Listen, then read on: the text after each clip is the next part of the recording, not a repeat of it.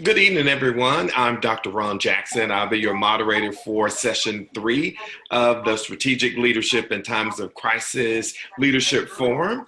Uh, in cooperation with the Southern University College of Business, as well as the Southern University Law Center. We're really excited about this opportunity to really push forth just a impactful leadership forum that really embraces leadership development and really provides the context for leadership development in today's society. We have a lot in store for you folks tonight, so we're really going to go ahead and move forward with tonight's presentation.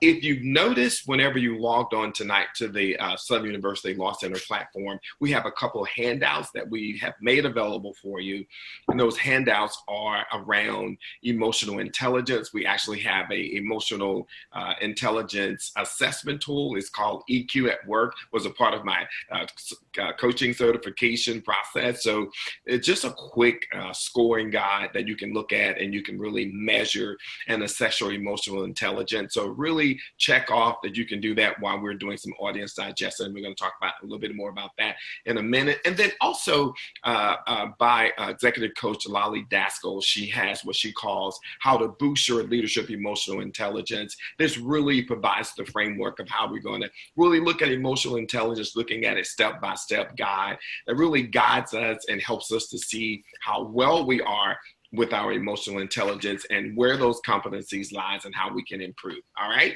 So we're really looking forward to a great time tonight. Ambassador Joseph is really excited about moving forward tonight, and we're going to get ready to move forward. So just giving you guys an example of what tonight's agenda is going to look like. So between 6 and 6:45, Ambassador Joseph will be providing his lecture on strategic leadership in times of crisis. Very impactful. Between 6:45 and 6:55, we're going to have a quick break. And within that break and during that break, we're going to do some audience digestion. And the audience digestion around that particular component will be looking at the assessment tools that we spoke about, the EQ competency at work, as well as the competencies on how to boost your emotional intelligence that will be provided for you. For those of you that are joining us, that is actually provided within your platform on the Southern University platform. So if you have just logged on, if you look on the Southern University platform, this particular assessment tool has been provided for you. All right. And then after we do the audience digestion, we're going to actually at that point move to from 6:55 to 7:15. Ambassador Joseph will be wrapping up his lecture tonight. And then after that, between 7:15 and 7:45, we will have a Q&A period. So just a lot of information that's available. We're really looking forward to engaging with Ambassador Joseph on his final round. So we want you to sit back and really just get your pens and your pencils out, and let's move forward with tonight's lecture. At this time, we're going to get Ambassador Joseph in front and center tonight, and we're going to go ahead and get started. All right. Ambassador, are you ready?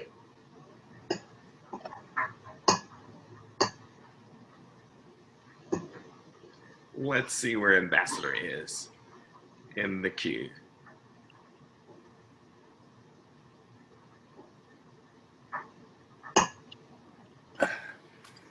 You ready, Ambassador?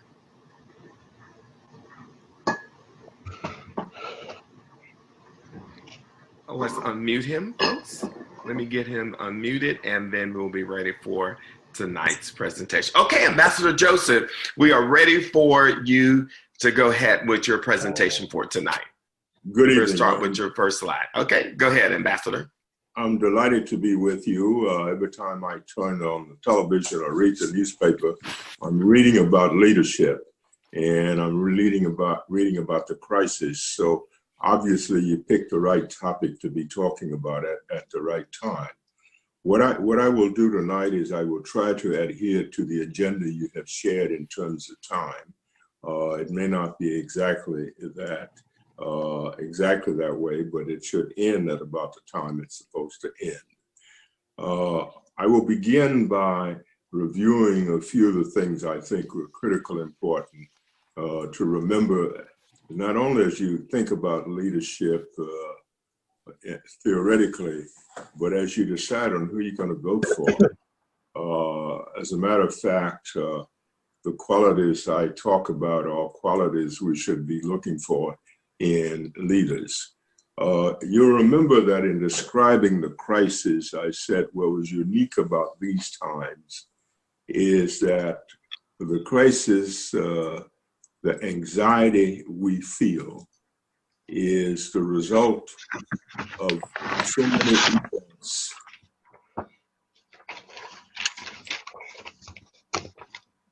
Are we okay? Yes, sir. Go right ahead, Ambassador. So many events that they made us so anxious. I'm waiting for anxiety to show up here. There we are. Has made us so anxious that we are anxious about the fact we are anxious. Now, that's unusual. In the past, we've had events in time where we've been anxious, but it's been anxious about one event, 9/11, the assassination of John F. Kennedy, or Martin Luther King, or Robert Kennedy. But all of these things are occurring at once, and they've created a kind of anxiety that we just are anxious about being anxious. The second thing I made reference to after anxiety was alienation. I need not say much about that because we read and talk about that all of the time. We have never been so divided around so many things as we are now. Not just the alienation we feel from each other according to race or ethnicity, but how we think or whether we think at all is also a part of that alienation. We are even alienated from our own past. The third thing that's a part of this crisis we are experiencing is adversity. Disaster is a part of the new normal. We've had disasters before, but we have been through a period that has been a very special form because which not just that we've had Katrina and Rita and all of the floods and storms you faced, but the fires in the West, the virus, the racial reckoning, every day it seemed there is an adversity. The next thing is ambiguity. It's strange that this is a time in which we believe that we want to believe that the world is less complex and our problems less serious than we're being told. So we reject the new knowledge that technology presents and the new theology that our faiths proclaim. Then there is anger.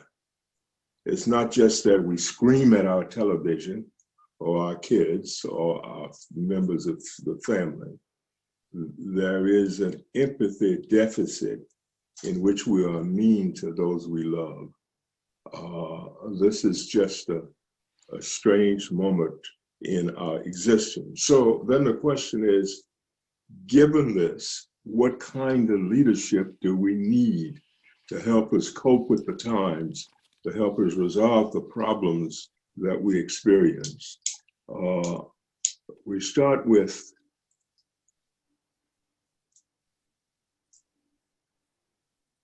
emotional intelligence. We are looking for someone who can feel what we feel. Goldman in his studies called it emotional intelligence.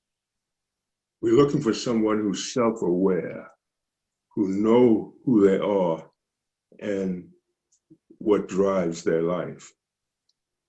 And secondly, there's what I've called moral intelligence.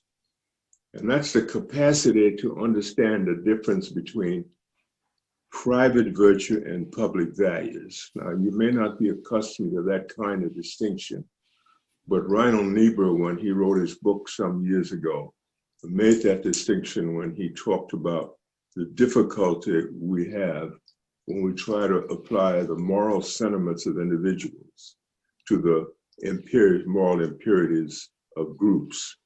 And so we just make we make a mistake when we assume that we can resolve the individual problems of individuals with the moral values of groups or vice versa. The next thing we have is what I've called social intelligence. And that's the capacity to keep on growing. Now that's an interesting point. When I was president of the Council on Foundations, I had a friend who was governor of a state in the West, and I used to run into him occasionally in airports and elsewhere, and he said, "Jim, are you still at the Council on Foundations?" I was there for 14 years. And I'd say, "Yes." He said, "Are you still growing?" And I'd say, "Yes, I think so." He said, "Well, if you're still growing, there's no need to think about moving." So when I say, are you still, or do they have the capacity to keep on growing? We, the last time, looked at what is news. And we talked a little bit about distinguishing between news and propaganda. But when we talk about social intelligence, I'm talking about, are you capable of learning from your peers? When I was running the leadership program at the University of Cape Town, I had a fellow who told me that he had a personal board of directors. And I said, "What does that mean?"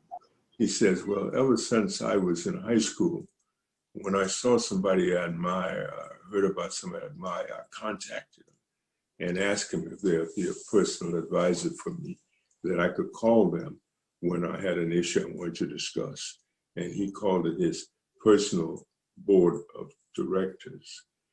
Also, learning from constituencies that you serve, those who follow.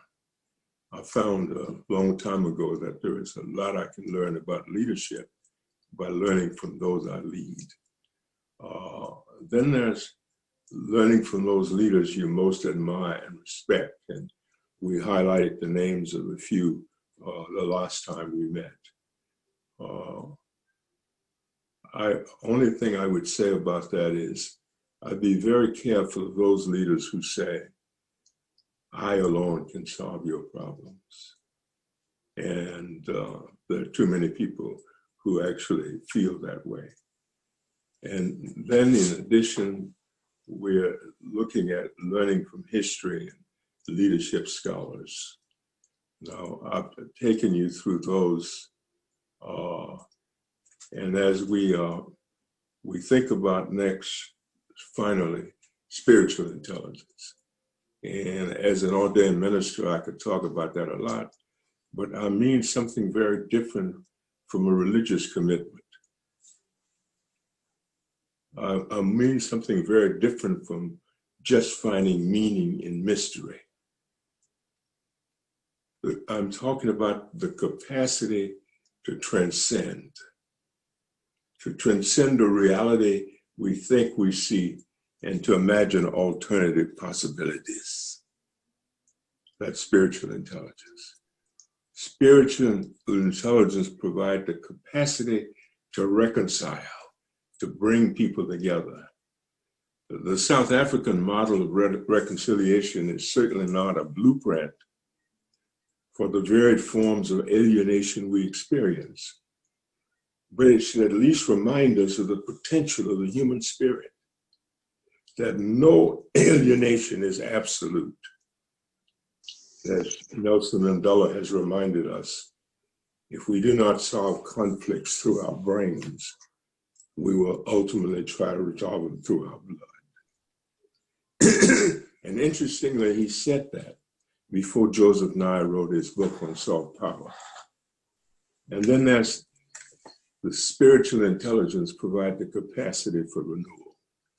If you just remember my story about the man walking in the woods and who felt that he couldn't stop to sharpen the saw because he needed to keep trying to cut the woods, and he didn't realize if he took a minute off to sharpen his saw, it would improve his ability and its capacity to cut down trees. Then finally, spiritual intelligence provide what our former President Barack Obama called the audacity to hope. Now, I augur for spiritual intelligence and the cultivation of our spiritual nature to emphasize that the effective leader must also and always be a purveyor of hope. And here it's important to point out that I have something in mind very different from optimism. Optimism adopts the role of the spectator who surveys the evidence and then infers that things are going to get better. Hope, on the other hand, looks at the evidence, but in spite of what the evidence shows, adopts the stance of the participant who actively struggle against the evidence in order to make things better. And that's why I wanted to again emphasize spiritual intelligence. So as you think about pulling those levers a few weeks from now, ask yourself, does this guy have emotional intelligence? Does this woman have moral intelligence? Does this guy have social intelligence? Does this guy have spiritual intelligence? And where they do, then you've got the right person. Now, okay, Ambassador, we have our first poll that we're going to take in result of this conversation. So we want you guys to put in the chat, if you will, and we're going to ask everyone to mute yourself if you've not muted yourself to ensure that we don't have those disruptions for Ambassador. So make sure that your line is muted, please. But so our first poll question tonight is, which of the following aspects of leadership is most salient or most important during a time of crisis? So is it emotional intelligence? If that's your answer, go ahead and chat in 1, or moral intelligence 2, or social intelligence 3, or spiritual intelligence 4. So it's an unscientific poll. So why don't you guys just chat in, if you will, and let's see what the audience is saying out here. So getting a lot of emotional intelligence is most important. That's kind of the prevailing thought here. Ambassador is emotional intelligence, typically, according to our unscientific poll of our audience members, is the most important one. We're getting also some hits on spiritual intelligence. That's kind of number 2 in the lineup here from our audience members. So as you can see, emotional intelligence, according to our unscientific poll, is at that number 1 spot in terms of which is most salient during crisis. We definitely need leaders who are emotionally intelligent. And for those of you that are just joining us, we placed on the handout section of tonight's platform a emotional intelligence assessment tool. It's called EQ at Work. So it's there available for you, that handout, as well as Coach Lolly Doskol's leadership, emotional intelligence, how to essentially boost that. And we're going to have some opportunities to have some conversation around that within our audience digestion. Okay, Ambassador, you can move forward with your next slide. I'm not surprised that emotional intelligence came out number 1, but because there's such an obvious deficit in the leadership we encounter today. If people could just feel what I feel, I think they'd make different policies, because empathy is not just something that exists in the abstract. It is out of what policy grows. And where there is no empathy, there cannot be good policy. And so I understand why you would suggest that, but I wouldn't overlook spiritual intelligence either. It came in second, Ambassador. Absolutely. Spiritual was number 2 on the list.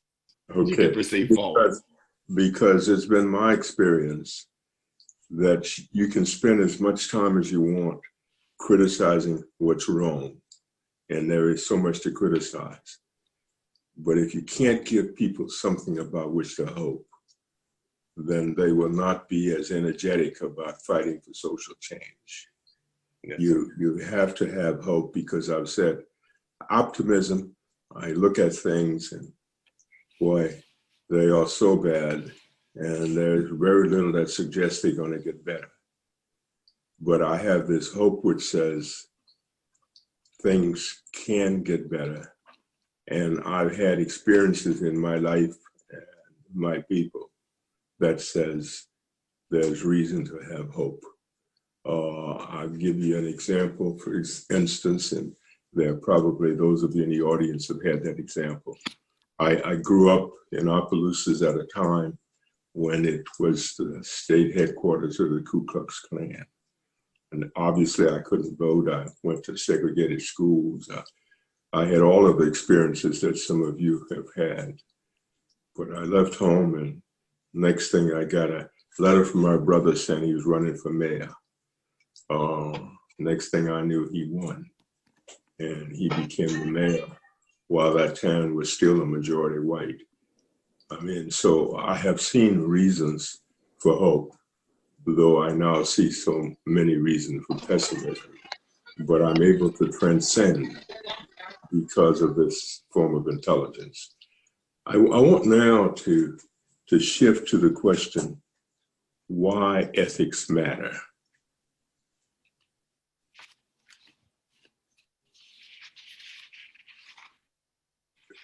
I can't overemphasize what a mistake it would be to allow a question regarding the appropriate role of ethics in public life to remain primarily the domain of moralists interested only in the private behavior of individuals. The greatest challenge you face as a leader may be how to think about, how to talk about, and how to apply values to public life without getting caught up in the politics of virtue or the parochialism of dogma. Do you have that graphic, Professor yes, Jackson? sir. Okay. I'm advanced to it.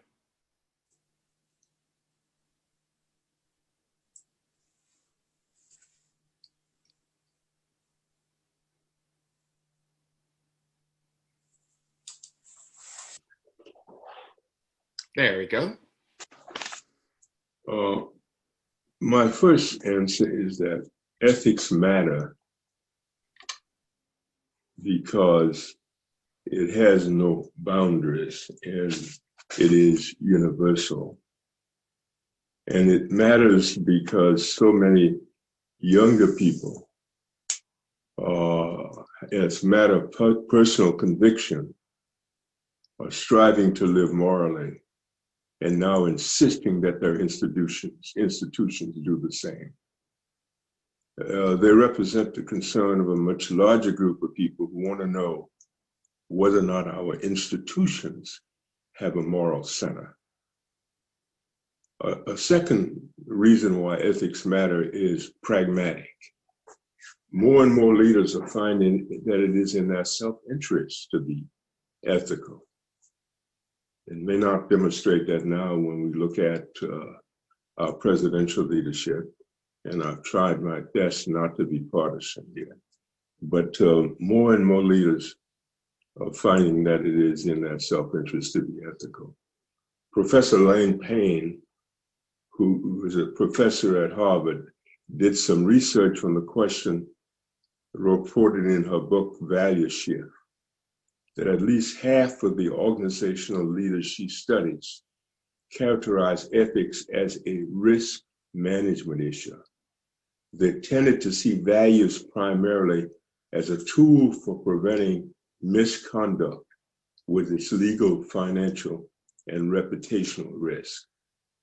Ethics get their attention because they want to avoid the high-profile missteps of government leaders and the great financial losses experienced by some businesses and nonprofit corporations because of unethical behavior. A third reason why ethics matter is because many of the general issues of the day are moral issues. Think about it. How you rebuild Louisiana better than it was before Katrina, Rita, and the floods and some of the other things that happened. is a moral issue. How we form a more perfect union nationally is a moral issue. How we establish justice and how do we reduce poverty are both moral issues. How we promote and provide security for the American people is indeed a moral issue. How we ensure domestic tranquility is a moral issue. Now, these are at the heart of what we mean by public values. They are what the founders wrote in the Constitution when they said what we needed to do in order to form a more perfect union. Regardless of the reason for the renewed emphasis on values on some, while the neglect of values go on among others, it is increasingly obvious that the role of public ethics in public life is changing. While ethics has been used to domesticate and humanize power, we live increasingly in a world where ethics can be power. Ethics in some instance is power. It is power in those businesses where many executives are finding that a market where so many products and services are of equal quality, people will turn to making choices on the basis of what they consider to be responsible behavior. Now, there are some people who say, no, that's not true. It's an oxymoron. When I was at Cummins Engine Company, we were known to be a responsible company. And I was in the Mideast looking at potential markets. People responded positively to Cummins because they knew we were a responsible corporation. For us, ethics was power. Some executive recruiters at large, who recruit for large business corporations, are now saying that they want to know how they can determine when they recruit somebody, when they're recruiting, to ensure that this person is not only going to be ethical, but will insist on ensuring that the employees practice the ethics of the company. Ethics is also power in the non-governmental sector, which I'll talk a little bit more about separately later. So now I want to say a word about what ethics is not, and that's important.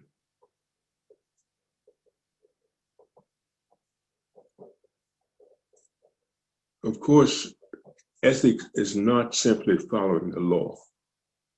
And a lot of people think that that's what you mean by ethics. And so a lot of corporations have corporate responsibility officers, and they spend their time making sure the company is obeying the law.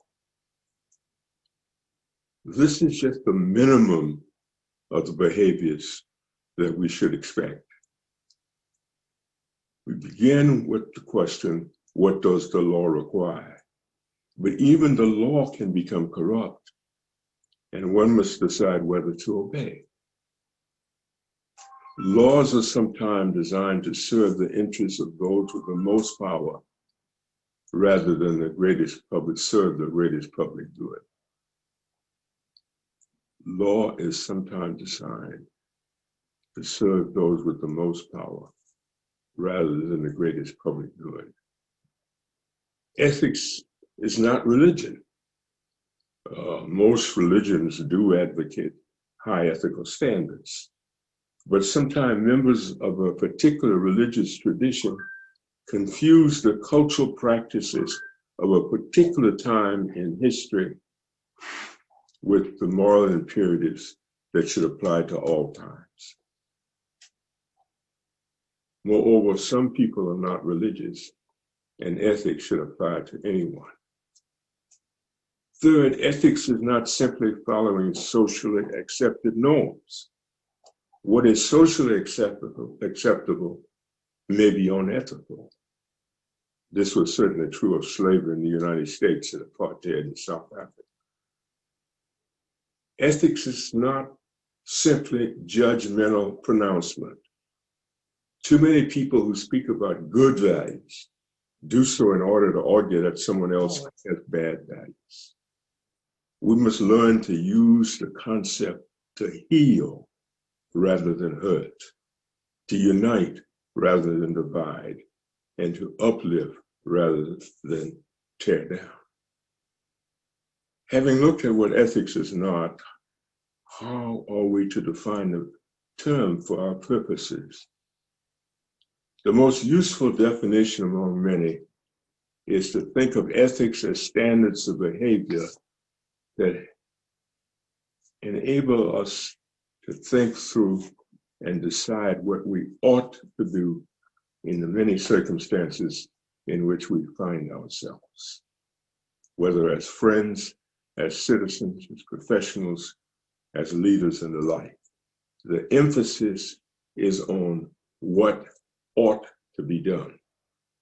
In determining what ought to be done, we may go back to classical philosophy, early theology, and look at the principles that early religious leaders adhered to. Or we may look at some of the writings of the more recent younger theologians who would have us look at many other things in thinking about ethics. Now, what about applying ethics to public life? We come inevitably to the question, what does it mean to apply ethics to public life, and where do we turn for guidance? Yes, where do we turn for guidance? Whose ethics are we to follow is the question. If I want to sprawl next turn, I have to name green with the other sprawl. No. Hello? You can proceed forward, Ambassador. You're good. When we talk about applying ethics to public life, I was suggesting we need to raise the question, or people raise the question, where do we turn for guidance? In a pluralistic world where different cultures make different demands, some people ask, whose ethics are you talking about? Your ethics, my ethics, or somebody else's ethics? Rush Kidder, head of the Global Ethics Institute, traveled the world to interview leaders, thinkers, artists, and others about, was it possible to identify an underlying moral sense shared by all humanity? Is ethics something we are all concerned about? He concluded that it was indeed possible that there are some values so universal to the human mind, so fundamental to the human spirit, that they transcend the boundaries that the writers of sacred texts and the proponents of secular philosophers have created to protect cultural identities. I was one of the people Rush Kidder interviewed for his book, Shared for Values for a Troubled World. And I've continued to maintain an interest in whether people from very different cultures can agree on some fundamental ethical standards. To answer that question, I've taken a look at research done by John Maxwell, a South African change consultant, on the standard we know as the Golden Rule. And I found that some version of that standard exists in just about every culture. You may not have thought about it. Christianity says, whatever you want done to you, do also to others. Islam says, no one of you is a believer until he loves for his neighbor what he loves for himself. Judaism says, what is hateful to you, do not do to your fellow man. This is the entire law. All the rest is commentary. Buddhism says, hurt not others with that which pains you. Hinduism says, this is the sum of duty. Do not do unto others which you would not have them do unto you. Baha'i says, if thine eyes be turned toward justice, choose thou for thy neighbor that which thou choosest for themselves. There's even a Yoruba proverb in Nigeria that says, one going to take a pointed stick to pinch a baby should first try it on himself to see how it hurts. It is clear from these excerpts that the golden rule constitutes a set of precepts that transcend national, cultural, and religious borders. But the question of whose values should be adopted in the public arena continues to be a matter of public debate. It may be instructive to note, therefore, that when a small group of us brought religion into the public square in Tuscaloosa, Alabama in the 1960s, we had no doubt that God and the Constitution could share a place at the lunch counter, the workplace, and many other domains of public life. We did not claim, however, that God was on our side. Like Abraham Lincoln and Martin Luther King, we prayed that we were on God's side. We were also clear in our own beliefs, but we respected and honored traditions of those of our colleagues who had chosen other approaches to holiness and other appeals to spirituality. It is important to understand that we did not seek to transpose the private virtues of our faith into the public policies of the state. We called upon the state to live by its own values, which were values we shared in common. When we talked about values in public life, we appealed directly to the American Constitution, where the framers of the document laid out those values as I suggested before. We knew that the test of the values of a nation is not so much how it deals with its friends, but how it deals with its enemies. These are the values then that have constitutional legitimacy and authority. The question of how to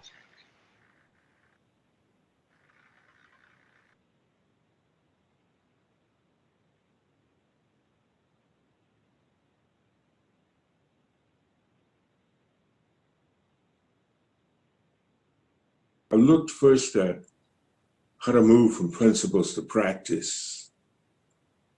Peter Drucker, probably the most respected contributor to 20th century thinking about management, has described 6 steps that he considered essential to the decision-making process by leaders as well as managers. The first is classifying the problem.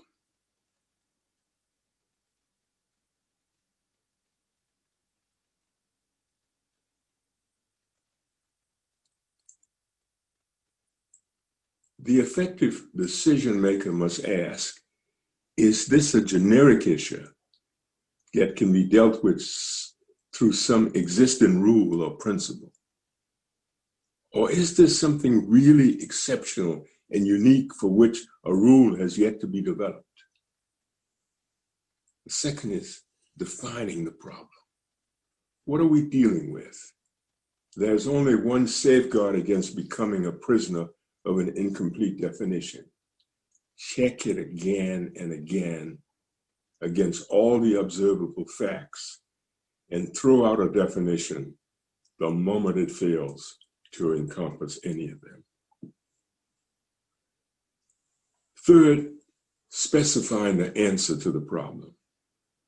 What are the boundary conditions, he calls it? Peter Drucker raises this question in order to ask 3 others. What are the objectives the decision has to reach? What are the minimum goals it has to attain? What are the conditions it has to satisfy? And fourth, deciding what is right and what is acceptable. Deciding what is right rather than simply what is acceptable. What action will ideally satisfy the optimum objectives and conditions that should be considered before attention is given to the compromises, adaptations, and concessions that may be necessary. 5, building into the decision the action to carry it out. What does the action commitment have to be? And 6, testing the validity and effectiveness of the decision against the actual course of events. How is the decision being carried out? Are the assumptions on which it is based appropriate, or are they obsolete? Now, that's Peter Drucker's list. Let me give you my own checklist for principle-centered leadership. It's less elaborate than implied by the steps recommended by Drucker, but it has been equally compelling and controlling.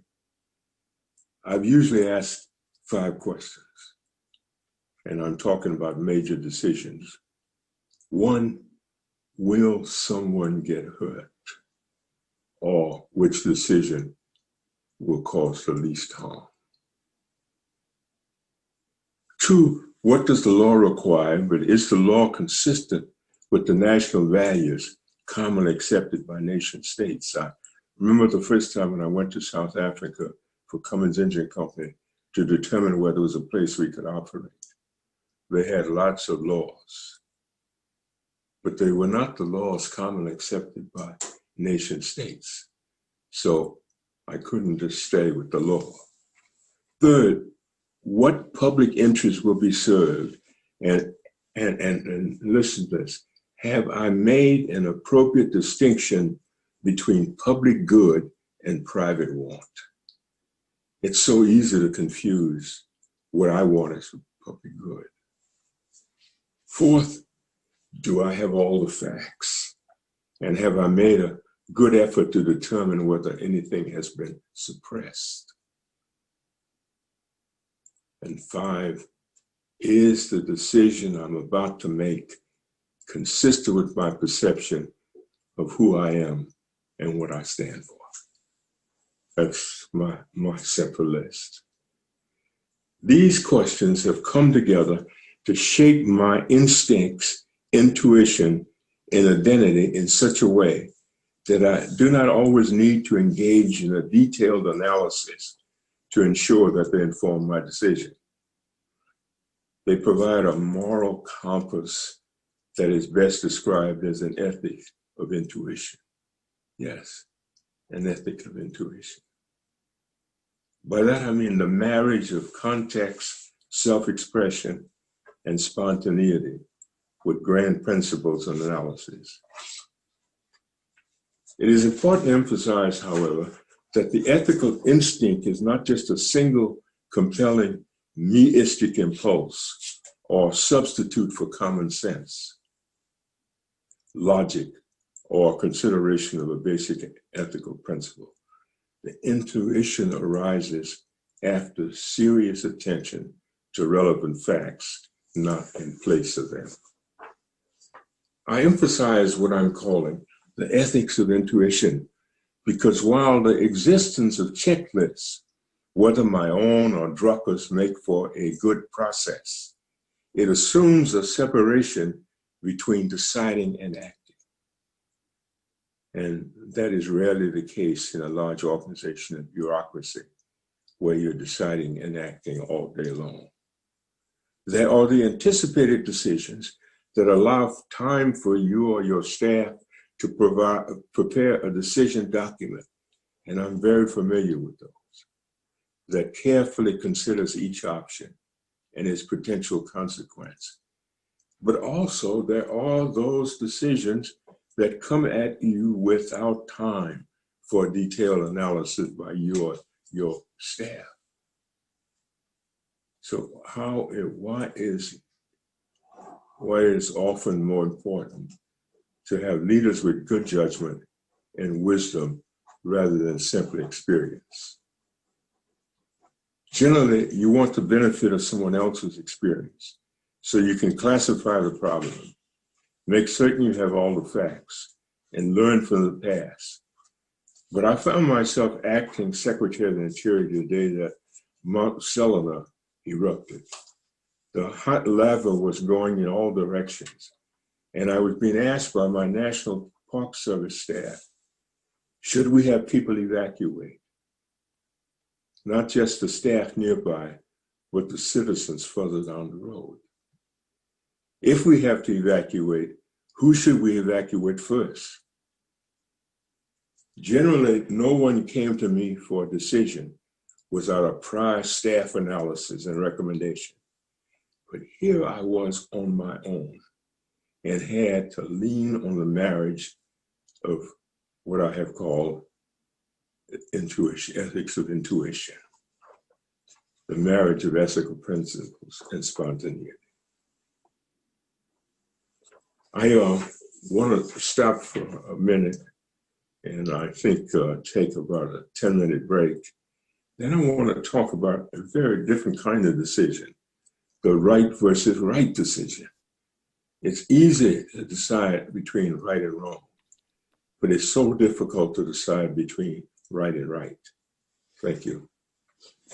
Okay, Ambassador. So folks, as we get ready to just break for a moment, we want to give you an opportunity to provide some context in tonight's discussion. So kind of our audience digestion question that we're going to be looking at tonight is what steps can be taken to restore public trust in leadership, ethics, and accountability? So just kind of think about what your response will be, and whenever we return, just in a couple of minutes, we will have an opportunity to explore this along with Ambassador Joseph, and we'll continue on with the dialogue and the conversation around crisis leadership. So again, what steps can be taken to restore public trust in leadership, ethics, and accountability? What are your thoughts? What are your suggestions? Perhaps what's been your experiences around this particular subject? Think about that, and we're going to be back at 6:55. We're going to return at 6:55. So take a quick minute and create some context around this, and we'll be back and resume back at 6:55. Thank you, folks.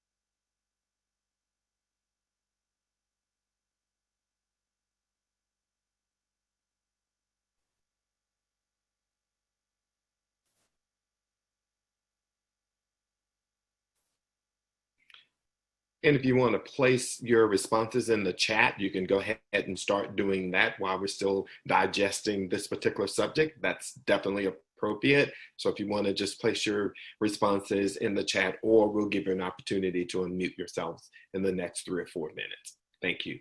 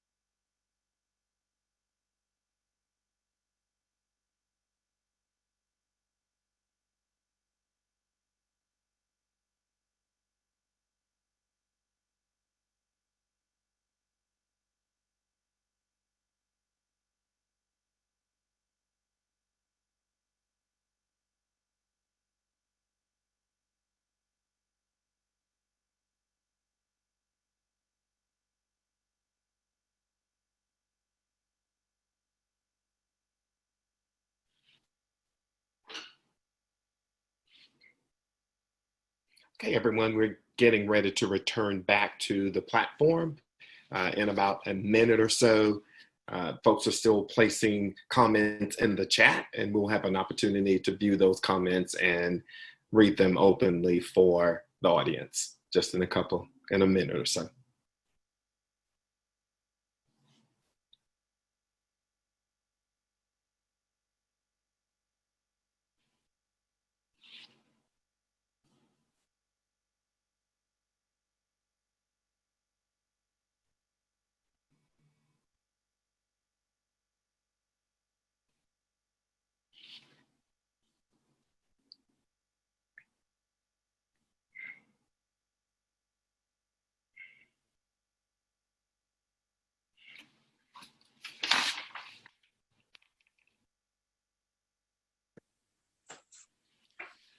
Okay, Ambassador, we're getting ready. We had some interesting comments in the chat, if you're noticing here, around our question, what steps can to restore public trust in leadership, ethics, and accountability? Just some wholesome information. I'll read a couple of those and we'll give you an opportunity, Ambassador, to provide some context as well. John said, having empathetic conversations regarding ethical standards of leadership. Cynthia Guardo said, taking responsibility for error and implementing corrective steps. Communication, transparency is definitely important. Philip Cruz says we need to install leaders that understand the meaning of leadership. Charles Carter said, getting to the root cause of the problem, improving rules and regulations, transparency and accountability, all fitting within your context. Ambassador Dean Andrews stated that we need servant leaders that are well educated and have developed the moral and spiritual intelligence to make decisions for the public interest. I like what Dr. Renita Marshall said. Dr. Marshall said, being transparent, that is definitely key, Dr. Marshall, and open with the population you serve in order to gain the needed trust. Trust is such an important factor. It's kind of that foundation for leadership success. So just some great thoughts around how do we, again, begin to move the needle, Ambassador, and really creating that trust and that accountability. You want to add something to the narrative, Ambassador? Oh, I think they have covered it. I might as well go ahead on and finish my comments here. But I really think the first step we can take is elect ethical leaders. Yes. And they can help us to restore public trust. And they will also be transparent. No, I think those are all very good answers. Thank you for your participation, audience. Ambassador, we're in your hands at this point. I would like to continue with accountability in public life. Much of the concern is really a concern about corruption. Everywhere I go around the world, people are talking about accountability in public life and usually about corruption. Yeah, wow. But it is important to note that corruption is not just a case of public officials abusing their position, but of people abusing their positions wherever there is an accountability deficit. There are no communities or cultures that are unique in the propensity for corruption. I know we often look down our noses at this country and say they're all corrupt. And then we suddenly discover the corruption we have in the United States. There is no monopoly of human ingenuity in devising creative ways to circumvent systems designed to protect the integrity of institutions, processes, and people. So how do we define corruption? It is defined internationally as the abuse of entrusted power or position for private gain, with the objective of increasing power or wealth. Corruption need not involve demand side, not just the corrupted, but the corruptor. And the focus is usually on the ones corrupted rather than those who are doing the corrupting. Commonly recognized forms of corruption include bribery, kickbacks, extortion, and private use of public funds. But it also includes abuse of power through intimidation, misuse of inside knowledge and confidential information, manipulation of regulation, influence peddling, conflicts of interest, and cronyism. How then do we address the problem of corruption? Corruption takes place where there is a combination of opportunity and inclination. Inclination may be fed by poverty, the absence of precedents, ignorance of public standards, or just plain greed. Those who recommend strategies to address corruption insist that they must be varied. First, we must begin by recognizing that addressing the problem requires attention to not only the corrupted, but the corruptor as well. Secondly, to be effective, we must gain an understanding of the underlying causes, the loopholes and incentives which feed corrupt practices at any level. Next, we must identify the main types of corruption. Is it survival corruption, practiced by those who are grossly underpaid and depend on extra payments to feed their families and pay school fees? Or is it simply greed or dishonesty? Next, establish accountability standards so that those new to public life are familiar with what public standards are considered normative. Now, that's an interesting question. When I went into South Africa and started dealing with their leaders, there were some charges of corruption that were made where it was really a clash of values. People were accustomed, they were part of a culture that said, if you had resources, then you had a responsibility to share with your family. What was not included in that is that you don't do that with public resources that you might manage. And so we had a clash of culture because they were accustomed to one culture, and then there was this new culture. And so when I discussed it with them, I discussed it differently than rather just condemnation. Establish accountability standards so that those new to public life are familiar with what public standards are considered normative. Reduce inclination by reversing high profit, low risk scenarios into new low profit, high risk ones. Gain public commitment to high moral standards through education and advocacy. Establish accountability mechanisms that provide checks and balances. Open up institutions so that the operations are transparent. Assure the advocacy of review and oversight. Now I want to come to a particular form of public values, one which caught a lot of attention a while back, but we don't hear much about now, and that's reconciliation. We hear a lot about how divided we are and how difficult to get us to think together, to respect each other. No discussion of leadership ethics can be considered complete without a consideration of the role of the effective leader as an agent of reconciliation. Those of us who confront injustice must prepare to also confront alienation as either a pre-existing condition or a product of our action.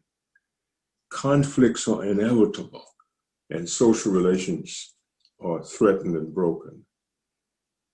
Reconciliation thus becomes as highly prized a value in the age of interdependence as freedom was in the scramble for independence.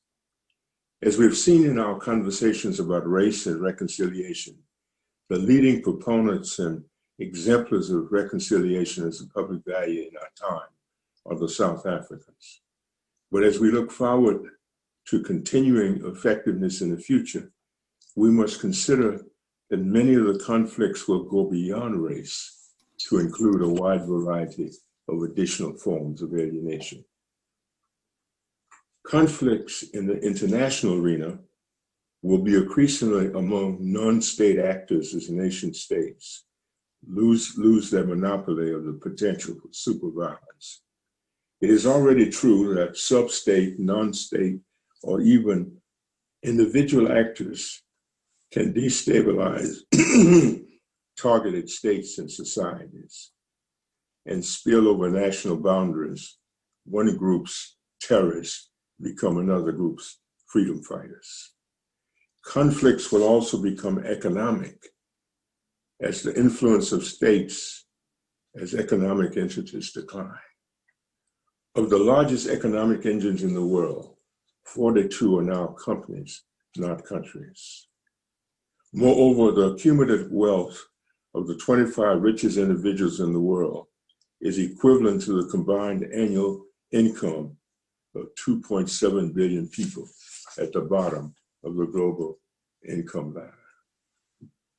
Harmony as well as security will be different as long as there are 2.8 billion people living on less than $1 a day. One area in which the competition among nations will not only continue, but significantly increase is in competition for the Earth's resources.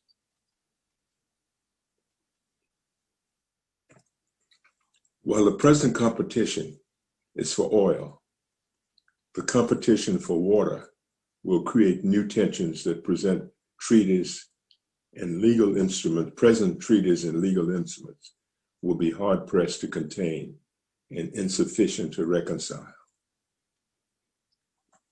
Despite having emerged around the world, as well as here at home, in a number of areas. Yet while I was the Undersecretary of the Interior, we were warning of the conflicts over water. Our voices were drowned out by policy fights over water projects, serving those with the most power through diversion of river basins and lakes. Another area where present conflicts are likely to intensify is in the role of religious zealots who claim to have a special pipeline to ultimate truths.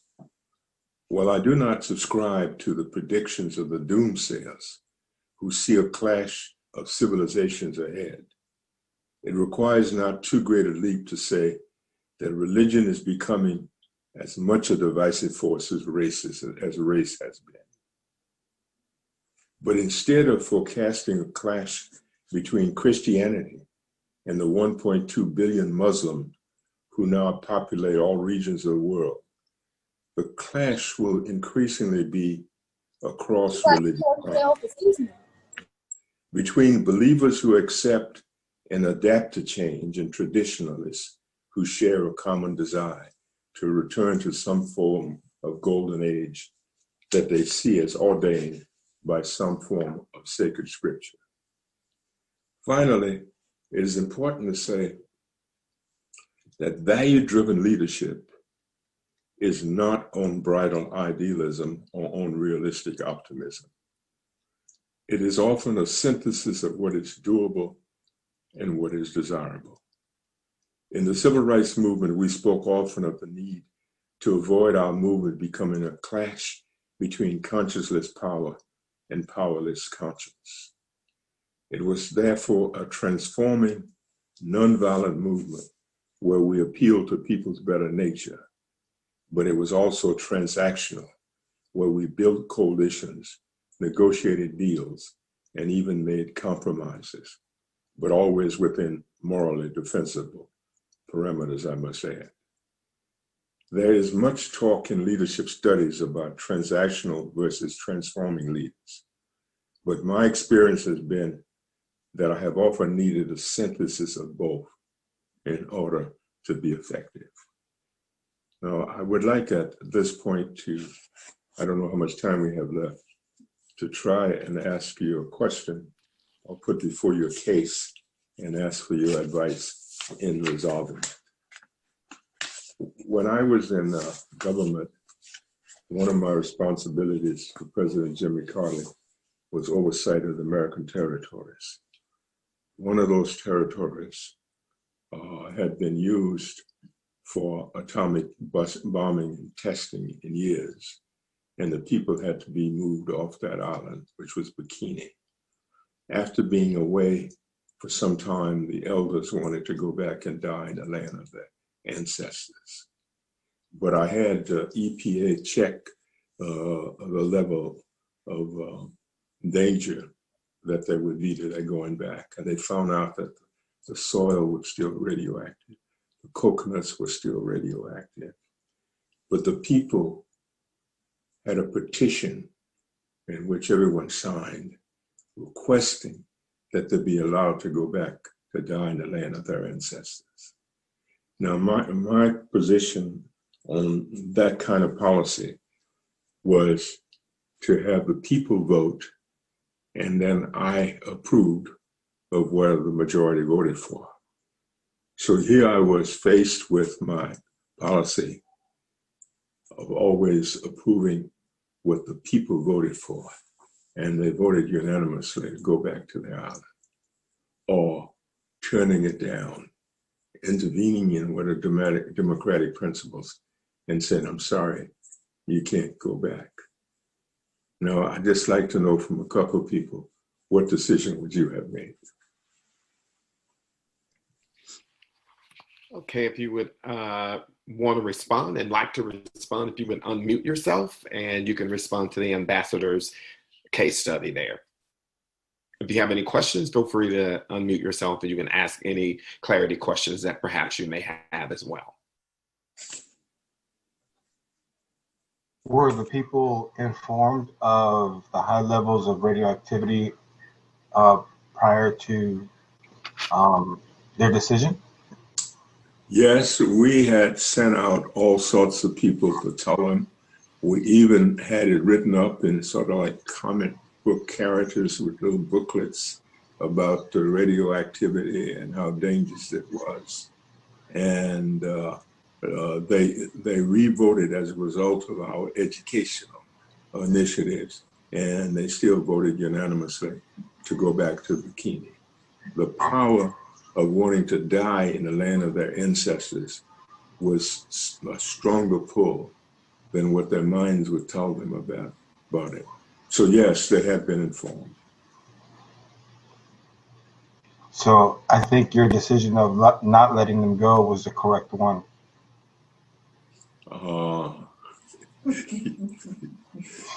Yes, that was my decision. I was going to tell you about it later. Who is this? Philip Cruz. Sorry, this is Cruz.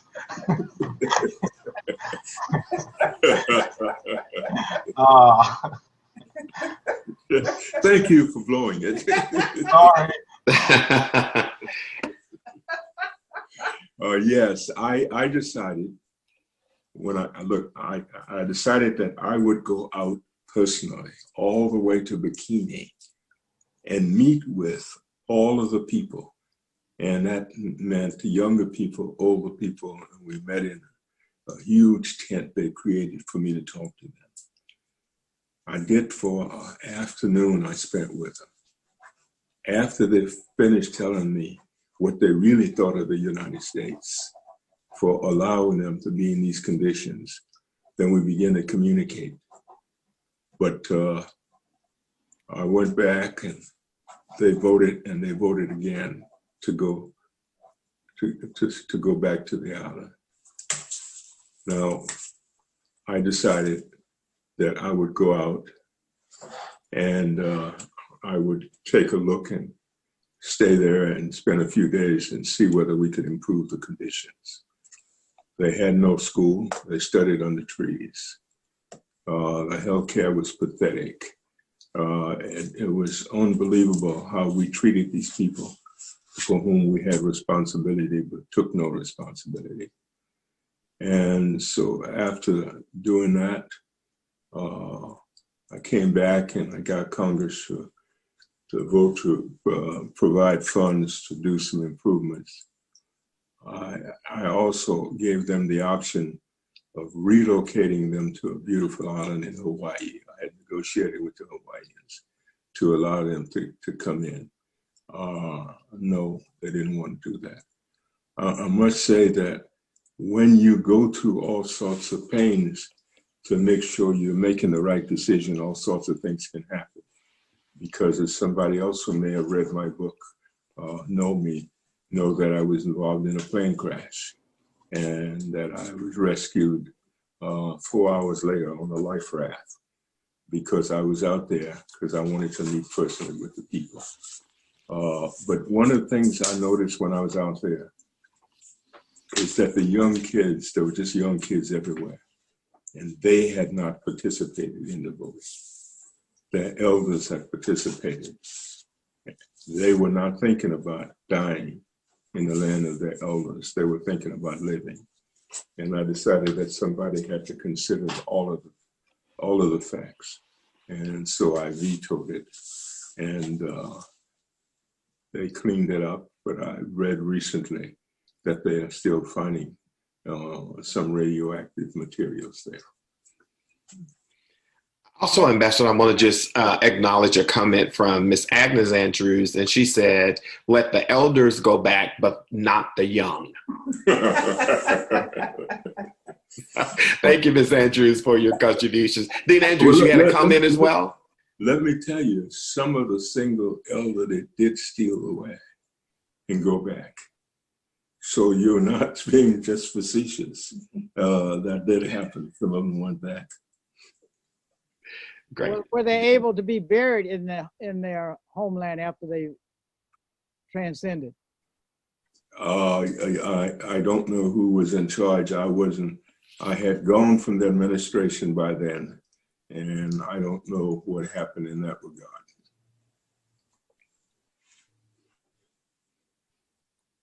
Anything else? Any other questions or comments Do you around this think, particular subject? I'm sorry, on the same issue, I'm kind of curious. So do you think their decision was based on mistrust? Mistrust? Mistrust in the messages that we send them. I certainly had to get over that. That's why I spent a full afternoon. I had planned to spend an hour, and after they finished abusing me in behalf of my country, I wasn't around then, but nevertheless, I was the first Americans in senior position who had ever visited their island, and so they took it all out on me. But there was no trust. And I think I developed some trust, but not sufficiently to keep them from still wanting to go back. But we did follow through on building educational facilities. We improved the healthcare facilities, and we did a lot of other things to make the quality of life better. But nevertheless, they really wanted to go back to Bikini. And it was a real problem because the elders who had been there found that the coconuts were growing beautifully. They had bananas and all that, but you couldn't see the radioactivity. So we had a comment in the chat also from Dr. Jones, Ambassador, around cronyism as a part of corruption in history.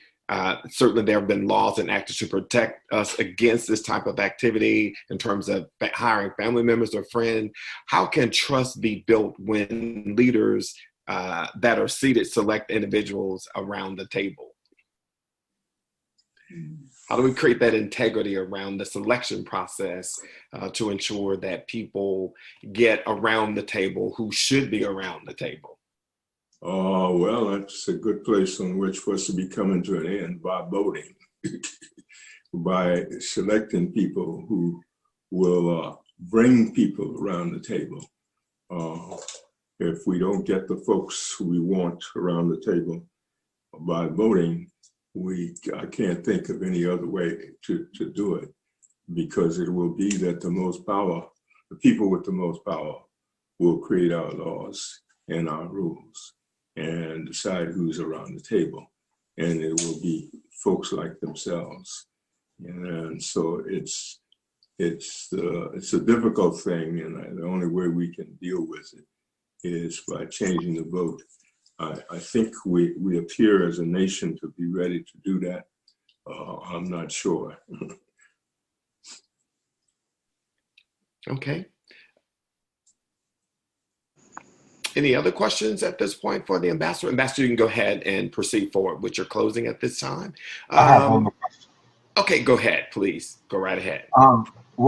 Ambassador, what do you recommend we do with some of the states that are suppressing the vote? I had heard that they were in California, that they were actually putting drop boxes as though they're the right drop boxes to put your vote in, and they're kind of not they're fake, and they're trying to. I don't know if you had heard that, but I had heard that. I think that is terrible. Yes, I heard that today, as a matter of fact, and I was shocked.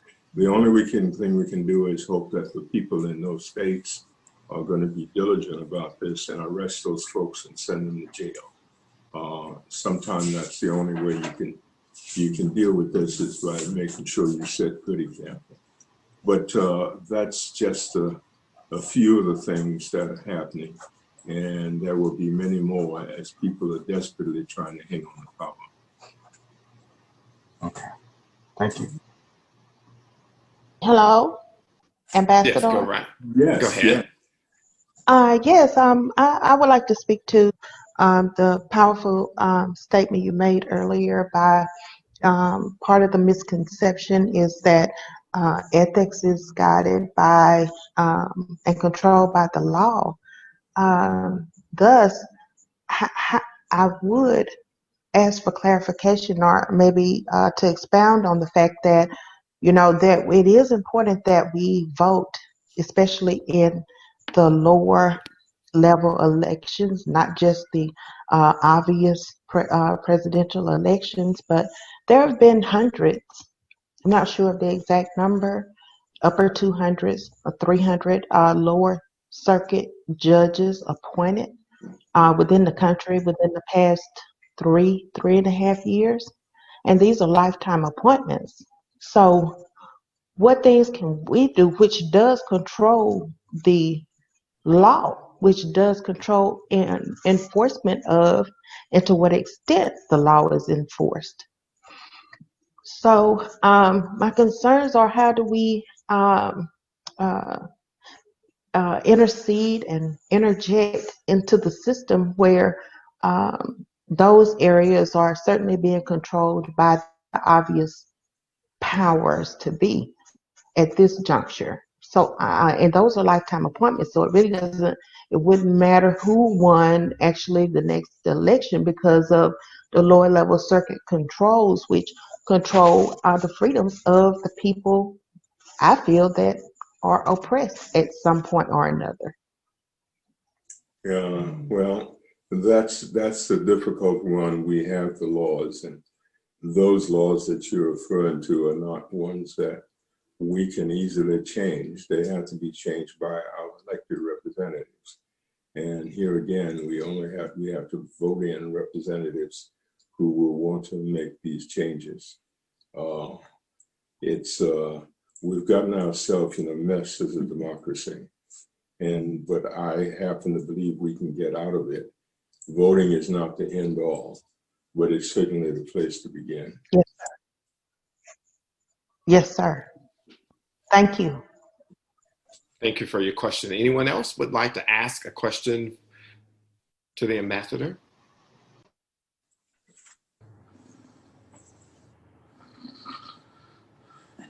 Any others? Okay, ambassador, you can go ahead and move forward, please. Okay, I was just about to end my conversation. I don't know what time it is, but That's fine. You can go ahead. I guess there are a couple of things I would say that I learned about leadership from the South Africans about community. They have this word that comes out of their culture called Ubuntu, which means that people are people through other people. And what we need to have are leaders who understand what it means to be people through other people. Our humanity is tied together. And the South Africans practiced a community leadership style that was called Ubuntu. But now they are practicing Western styles and don't have the same values that Ubuntu did. So somehow we have to relate all this, the kind of leaders we develop, to the kind of communities we are. And I just say, just remember that we are what we are through other people. I have accomplished, I have made, the things I have done has been because of other people. I stand on their shoulders, and I use the word I because in some instances there's no other way to talk about it and to make clear what I'm saying. But in most cases is what we have done. And it's a good example of what we can do. And so I would say that as you think about leadership, when you go in the polls, you will want to fill in.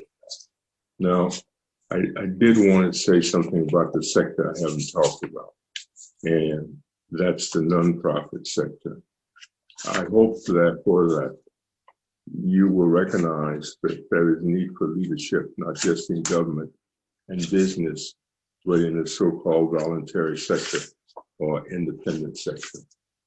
And that you will get to know that sector and you will develop partnerships with that sector because the resources are many and the opportunities through that sector for partnership and networking are great. And I hope that you will find ways to work with the sector. Now, when I talk about that sector, nationally, there are more than 1.5 million nonprofit organizations that contribute billions of dollars to our gross domestic product. And so I'm talking about something that's very powerful. In Louisiana, though you don't have many foundations like the rest of the country, you do have many foundations, and those foundations contribute a significant amount of money for charities and for social change. It's important that leaders know those sectors and work with those sectors. I was pleased that Southern developed a special project on philanthropy and in an institute to train blacks to go back and work in the nonprofit sector, because it's time that we pay more attention to those sectors. There was once a time that there were so many nonprofit organizations, social sector organizations in the Black community in the 18th century, that most of the southern states outlawed them because of what they were doing for the well-being of Black people. And since then, I'm not sure that we have utilized them as effectively as we might, but that would be my last comment. Let's not forget the social sector. We've talked about the private sector, which is driven by by the market. We've talked about the government or public sector, which is driven by ballots. And we have to remember that that third social sector is an important part of our nation and our democracy. And we ought to be there too. I mean, we ought to be there in leadership roles. We ought to be there in coalitions. And so my advice is to explore all options for leadership in all three sectors. Thank you very much. Great. Thank you, Ambassador Joseph. So folks, now we want to move just kind of to an open dialogue and conversation around leadership in crisis. Any questions that you may have before we close out tonight? Any questions around emotional intelligence, moral intelligence, social intelligence, spiritual intelligence, or any of the conversations and topics we've covered tonight? Feel free to either place them in the chat or you can unmute yourself. We have probably about 10, 12 more minutes before we're officially timed out. So any questions that you may have or anything around leadership in crisis, feel free to ask those questions at this time. While you think a little bit more about that, let me just give you a few statistics. Okay, go right ahead. It's not known for its nonprofit sector. I found when I chaired the Louisiana Disaster Recovery Foundation that sector was primarily made up of charities and not organizations promoting social change. So even the sector that you have has been basically a charitable sector. But in Louisiana, the nonprofit sector employs 104,000 people and generates $23 billion in annual revenues. That sector holds assets of $36 billion, and Louisianans gave $2.1 billion to charities each year. The value of service throughout the country is equivalent to $275 billion a year. So it's a powerful area that is getting to be even more powerful. Now I'll entertain any questions.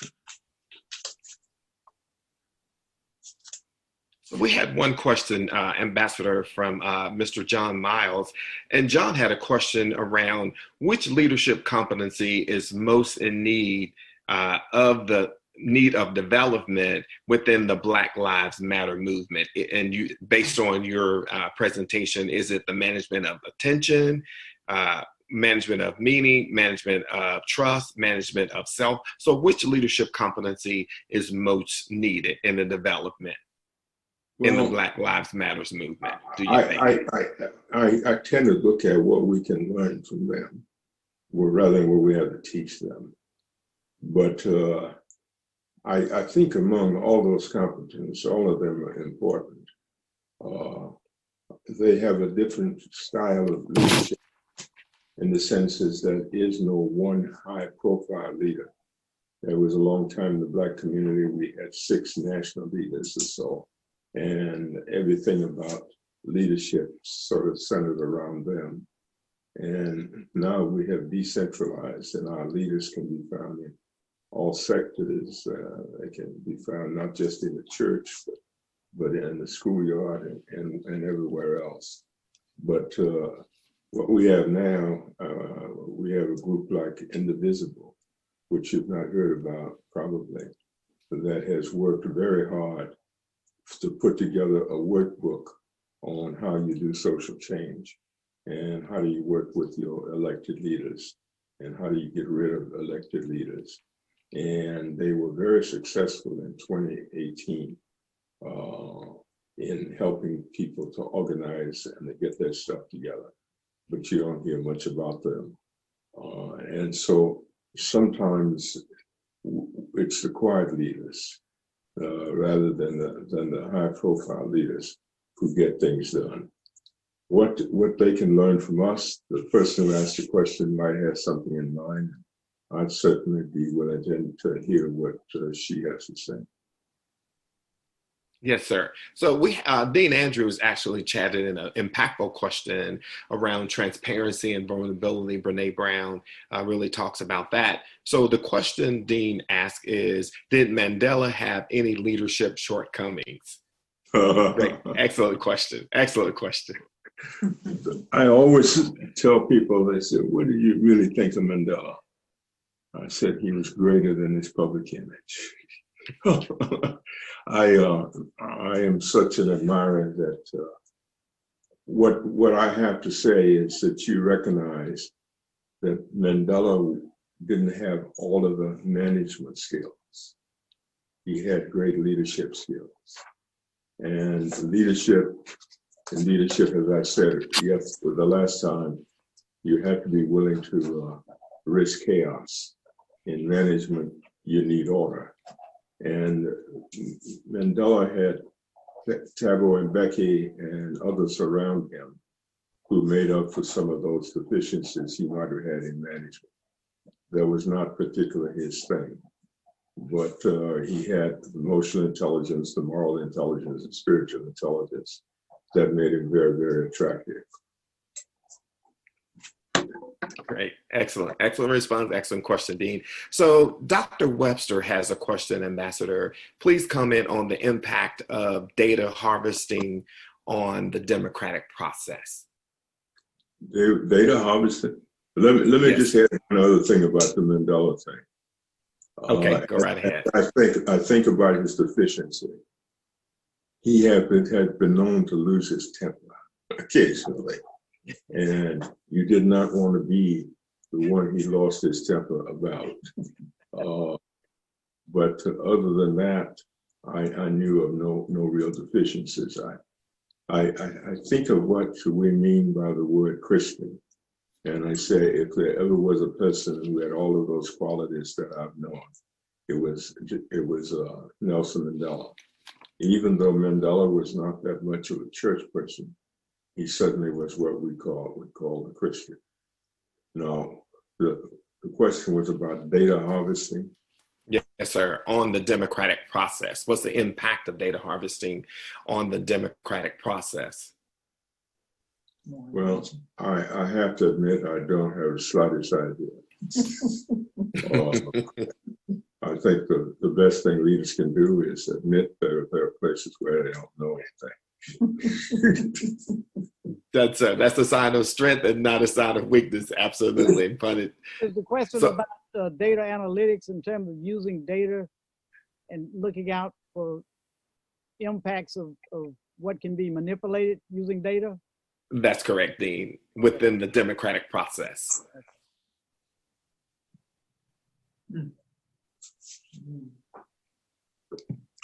I don't really know the answer to that question. If somebody wants to answer, that would be nice for all of us. This is Dr. Webster. I just wanted to comment that, and this has really become a concern of mine of late. There are a couple of documentaries that are available, The Great Hack and then The Social Dilemma. Basically what happens is we freely give a lot of our personal information, and that information is being used in ways that we never imagined. And an example of that is the election of 2016, also Brexit, how both of those were influenced by people's personal information being used in ways that they didn't agree to or did not understand, and the impact of that now. And basically what it boiled down to was about 70,000 people determined the outcome of the 2016 election. That's the allegation or the premise. And what that means is, so that you have the swing states, which are just maybe 3 or 4, 5 states. They looked at the people that they call persuadables. And those people have not yet decided how they're going to vote. So what data harvesting does is it looks at all of those people's personal information, and then they inundate their accounts, whether it be just you browsing through your internet or your social media feeds, and they inundate your feeds with information that may or may not be true. Most of the time, the information is untrue, with the attempt of persuading you to vote in a particular way. The outcome then becomes those handful of people decide the election. Thank you very much. That was very helpful. So we had another question from Brian Dickerson, Ambassador, and he said, Ambassador, you mentioned new theology both nights when mentioning ambiguity. Can you explain on what you meant? Well, first of all, I am an ecumenical person, and I may not believe what some people believe, but I respect their right to believe what they believe. And there is Black theology, which is probably not getting as much attention as it did when James Cone introduced the concept. But there are other kinds of theologies that are not necessarily based on religion. They are people's ultimate concern, and that kind of theology is out there as well. I don't worry too much about that. I let the theologians handle it, because what used to be an intellectual debate has basically subsided in many ways. Okay, great. Any final questions before we shift to our final minutes for tonight? Any closing comments, Ambassador, before we shift to Dean Andrews for some closing comments? Well, if I was making a speech, I probably would not close without re-emphasizing the importance of hope. I noticed it was not among the highest qualities that people selected. But I like the quote of the European leader who said, "I'm not an optimist because I do not believe that everything ends well. I'm not a pessimist because I do not believe that everything ends badly. But I could not accomplish anything if I did not have hope within me, for the gift of hope is as big a gift as the gift of life itself." I don't think that there can be any form of spiritual leadership which does not seek to give people hope, because it's like giving life. And so I hope that as you leave and go back to your business, that you will look around and find ways in which you can talk to your colleagues and others about the importance of hope. Thank you very much, and have a good evening. Thank you, Ambassador. Before we shift to Dean Andrews, I just want to acknowledge the president of Chairman Rutledge being with us again tonight. We appreciate you, Chairman, for embracing our leadership forum. At this time, I'm going to go ahead and shift to Dean Andrews, and he's going to provide some closing comments at this time. Dean. All right, thank you, Dr. Jackson. I just really want to say to the ambassador, as well as to Mrs. Joseph, our appreciation for you participating in this inaugural leadership series. We really more or less are indebted to you for all of the work you have done to improve Louisiana. I know in reading in your books, you talked about your desire to get away from Louisiana, but then more or less, you had a desire to come back and help, to make it a better place. And so you and your entire family, your brother and all, really are a testament to the power of hope.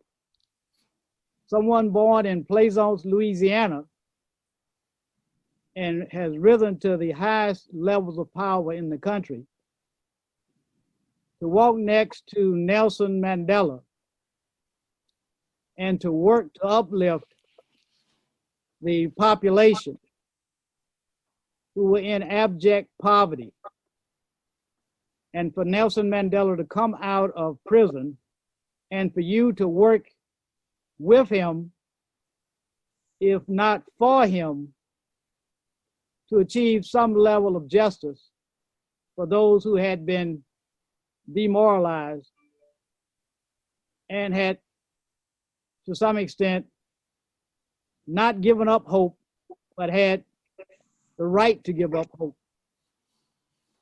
So I think you have really done a great service for not only Louisiana, but for worldkind as a whole. So we really salute you, Ambassador, and we hope more or less you will continue to move to make things better for society in terms of servant leadership and not self-serving leadership.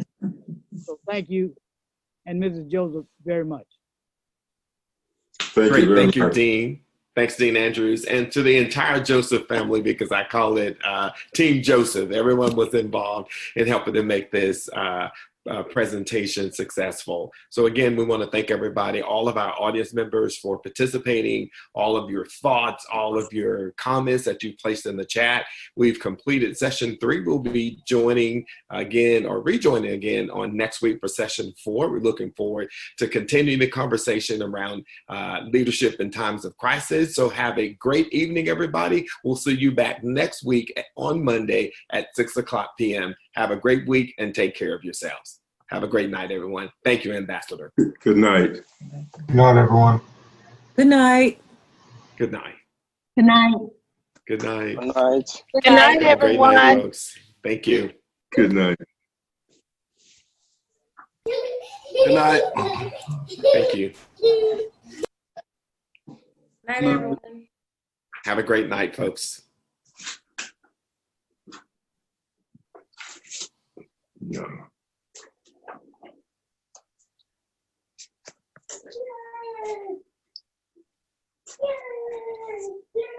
Very good comments coming in. Yeah, it's a good group.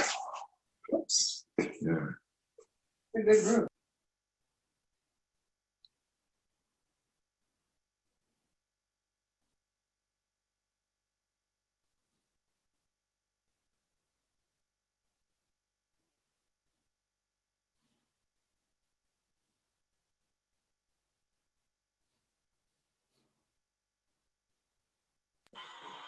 What?